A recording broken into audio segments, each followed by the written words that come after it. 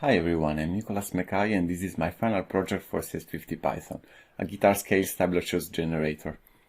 So I've tailored my final code for the last assignment to align closely with my recent efforts to improve my guitar playing skills. Mastering improvisation is one of my everyday battles, so the best idea I could think of was a tool serving as a study resource for exploring and visualizing each position of a scale on tablature.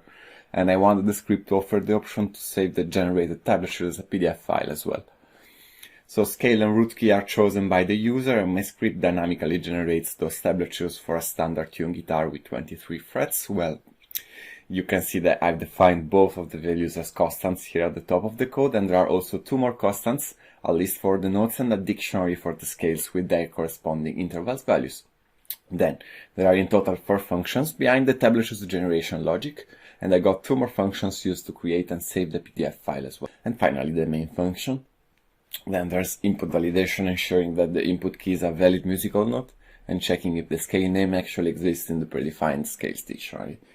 For every accepted input, there are 2 tablatures printed in the terminal, and going beyond the first one, just a common frets tablature, the program visually represents the notes names of the selected scale on a second tablature as well.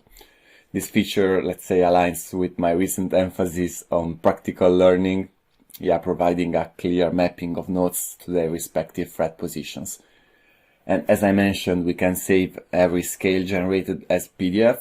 We can find the saved files in the scripts directory. I implemented this functionality through the use of the fpdf library. There's a function to create the PDF with its content and another one to save the PDF file.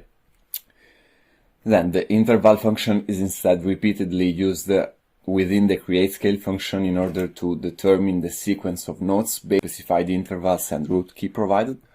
So when the code calls the create scale function, the interval function is subsequently and internally utilized to calculate which notes are at each interval starting from the root key. And the create scale function uses the itertools module to efficiently iterate through the musical notes list. This library allows, let's say, rhythmic cycles and iterations, guaranteeing precise looping and determination of notes position.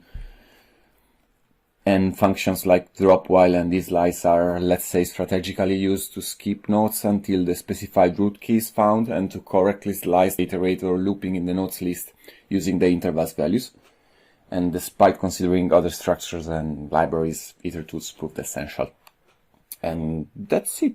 Well, for sure, talking about better outcome, it would have included maybe an improved user interface, some additional printing features, some more robust error handling, but still satisfied with this result, with my progress during the course, and I'm genuinely satisfied with CS50P.